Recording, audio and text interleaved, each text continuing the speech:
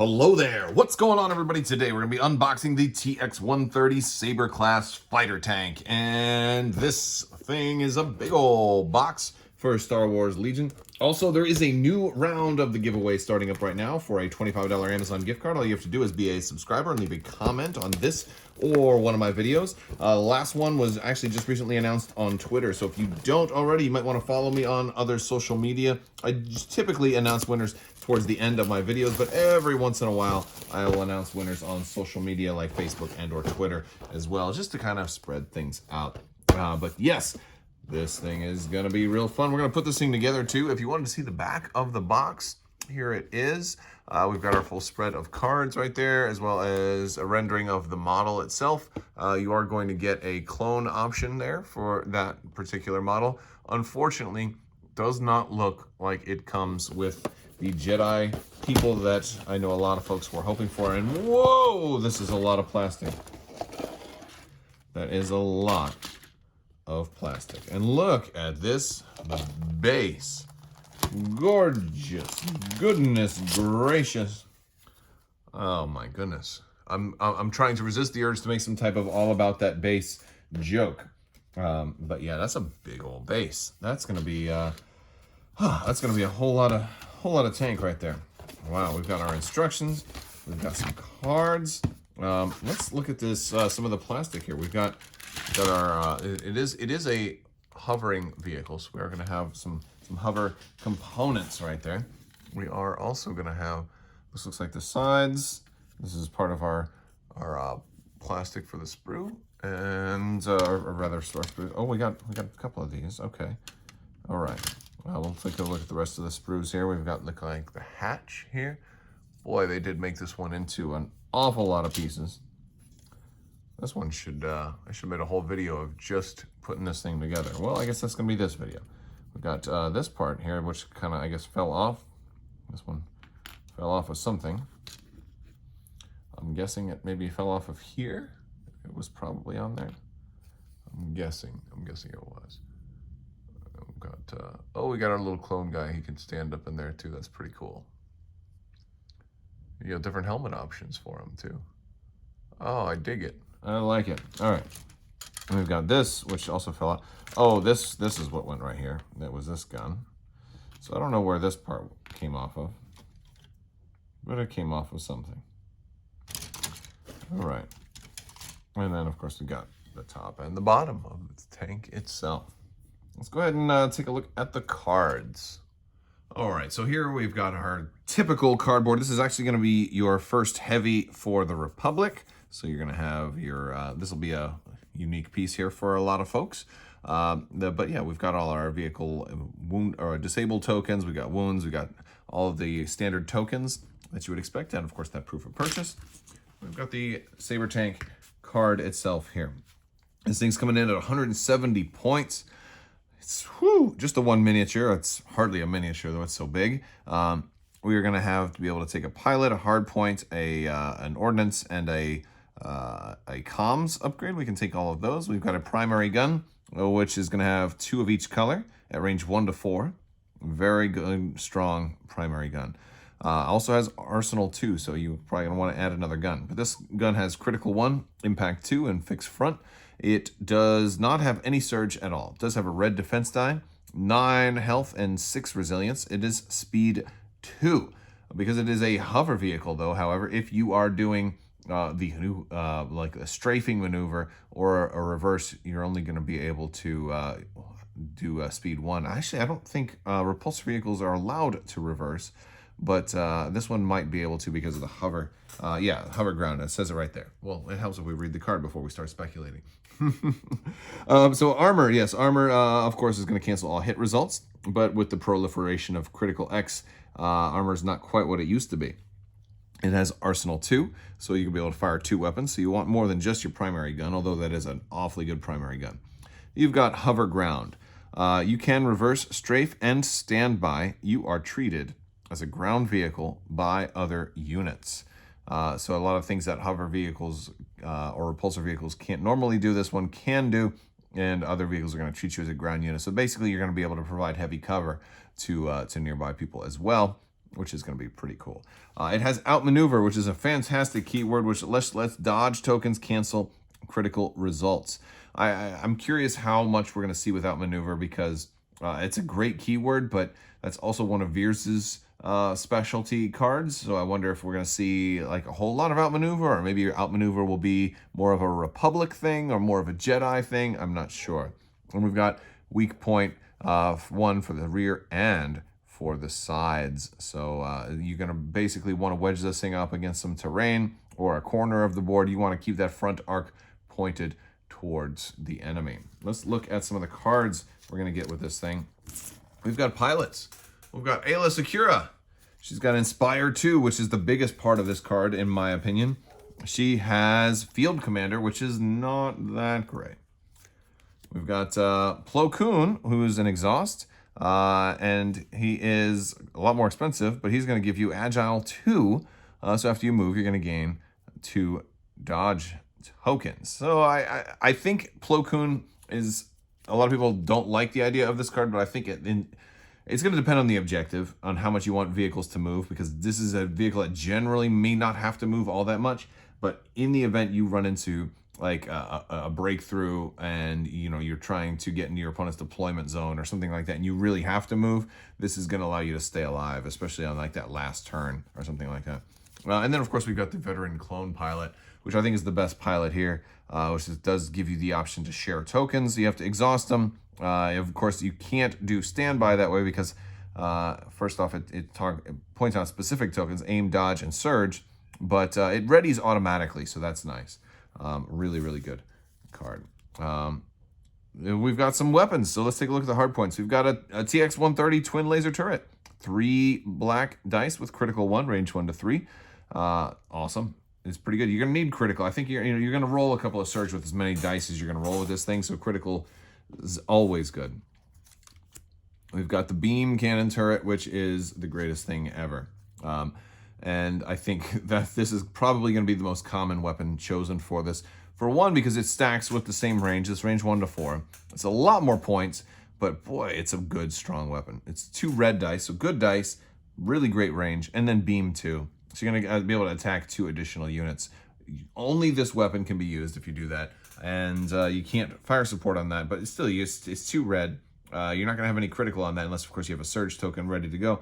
But you're also just, it's just cool, right? It's extra suppression you're putting out. We've got the high energy shells. The shells are pretty nice. We've got a couple of different types of shells. We've only got 1 shell upgrade here, so I could see maybe using the shells or maybe not using the shells.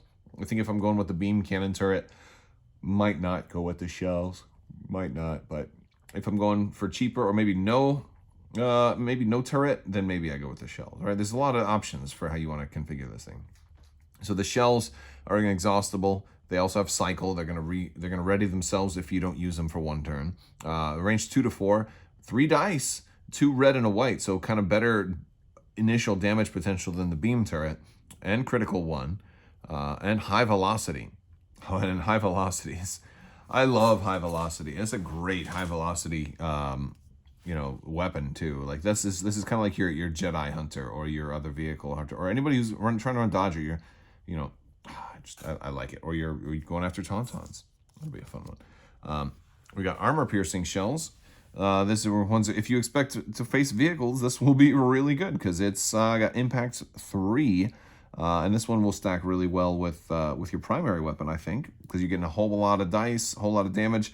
You probably have a lot of regular hits that you can convert to crits that way. But it's inexhaustible. But again, it's got cycle. Cycle is a great new keyword. It makes inexhaustible not seem so bad because it's going to come back. And then we got the Bunker Buster, which are the close range weapons. They're cycle also, but you've got scatter and blast and a lot of dice. Right? I think this is your biggest single dice attack pool potential if you want to go with the primary and this, because then you're rolling 10 dice and they're not going to get heavy cover. So I kind of like this one. I could see running this one if you want to be mobile. I could see this one with maybe Plo Koon if you wanted to be mobile and run around and do all kinds of, be aggressive with your tank. That would be fun. We've got the linked targeting array. So after you're issued an order, you get a free aim token, which is going to be very important. And of course, we got the lovely HQ uplink, which lets you issue yourself an order. And that's also always very nice. And that's, I think, it for the cards. I also want to showcase this base here a little bit. I've got a snow speeder. I want to just kind of show you, because since this used to be the largest base in the game for a while, just how much bigger it is than the snow speeder base. Then the Gav tank came along, and I got to pull my Gav tank off of the base, so you know what it was. The Gav tank's actually a little bit longer. So if I line the bases up just like that, you can see the Gav tank is a little bit longer, but this is so much wider. So that's just, I wanted to give you guys an idea of just how big that base actually is. It's all about that base. Oh, terrible jokes. All right, so next up, we're just clipping out some pieces, and we're gonna be following these directions and kind of putting this thing together. And of course, I'm doing this part first, which I'm gonna get AO4 and AO1, and they're going to kind of go on top. And then I got to glue these other pieces in kind of sideways. Now, I am using, as usual, I'm using Tamiya Extra Thin Cement, which is a real good plastic cement, which is going to help bond these together. And there we go. All right, am I supposed to do these other ones first?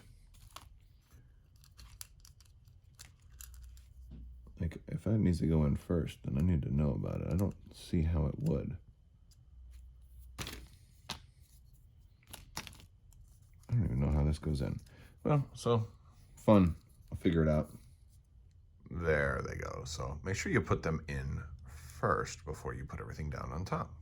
All right, so now I've put both of these together. The next part is the rocket pods, and these are basically gonna go kind of on like, roughly like, kind of like that.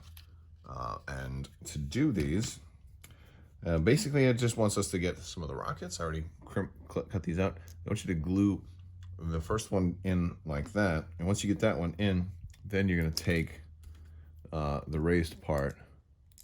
It'll be easier once that one's already in. Put the raised section on, and then glue that one on there, just like that. And those seem like they're pretty straightforward. And then once you get that done, you can put these panels on like that, like they've opened up. You got a long one and a short one. They're gonna go like that. Alternatively, you can just put them on closed and not have to worry about doing, oh, I think it would go this way, wouldn't it? Yeah, it would go like that. There we go. And we could just do them closed and make it much simpler. All right, so now before you take your assembled piece and put it on there, you're actually going to be putting some vents in. You're gonna put this front piece in right here. And you're gonna put this back piece in behind it. Kind of like so, and then you're going to put the missile launcher on top. And when you're finished, it should look a little bit like this with your vent in front and your vent in the rear. All right, so now once this is all together, you're going to be doing this back part, and that's these two pieces right here. And it says you don't have to glue them in if you want them to be able to move. It's going to be kind of like one of these deals where it can move a little bit. This other part's going to snap right in right there, and you can put some glue in there to seal that. So that'll go in real easy. Actually, dry fits really well. The next thing we're going to be doing is basically taking the base, putting this part on top of it. But before we do that, we've got these stabilizer hinges.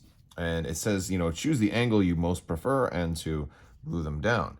However, it looks like these are going to connect to like this part, right? And so this way you could like kind of swivel them like out a little bit or sideways or something. I don't think I want to glue them at all. I think I want them to just stay a little bit loose if I can, so this way I can wiggle them and move them a little bit. So we're going to see if I can manage to just glue everything else and not this little section right here. All right, so you can see I had to flip it around a little bit, and so it could wiggle a little bit. If you want it to, I have a feeling that'll get old pretty quickly, though. I don't think I'll want it to stay like that for long. So I think I'll wait till I get the whole tank built and then toy around with a couple of things. It'll probably be mostly straight, though. I might do a little bit down or even a little bit out. We'll see. All right, so then I just put these two pieces on, and it all just starts to go together at this point. It just becomes kind of cruise control from here on out. And yeah, we're gonna be, looks like it's pretty smooth sailing from here. Let's fast forward to the end. All right, and that is basically everything. I still haven't locked in the position of these things, but here is the tank fully assembled. One cool thing that I liked after putting all the rest of the pieces together is the guns. I didn't glue them in yet because the idea is they can dry fit pretty well, and then you can reposition them. They're totally mobile if you want. I don't really think I'll keep them mobile for very long, but that one was pretty cool. I went with the beam turret instead of the twin laser turret. I figured, you know, like having extra gun bits like this is kind of cool because you can always just like mod them on the front and do some extra things like that. You could have closed the hatch or put the clone trooper in there. And he actually comes out pretty good. I didn't glue him in yet either, because you can also turn him around as well. So there's a lot of pretty cool little things you can do with this if you don't want to glue every little bit down right away. But yeah, no, I'm digging it. And of course we have our little stand right here, and we can affix it to the base. And we're done, and it'll look pretty big. I am going to probably lock those things out. So this way it actually floats, as opposed to like it being up on the stand and then these bits just kind of falling down. But yeah, very fun. All right, guys, that's about it. I want to thank you guys so much for hanging out with me, and I will talk to you guys later. Big thanks to the patrons on Patreon as well. Make sure you guys look for that Legion core set giveaway that is going to Patreon here shortly, so stay tuned for that. I want to thank you all so much for watching, and as always, have a great day.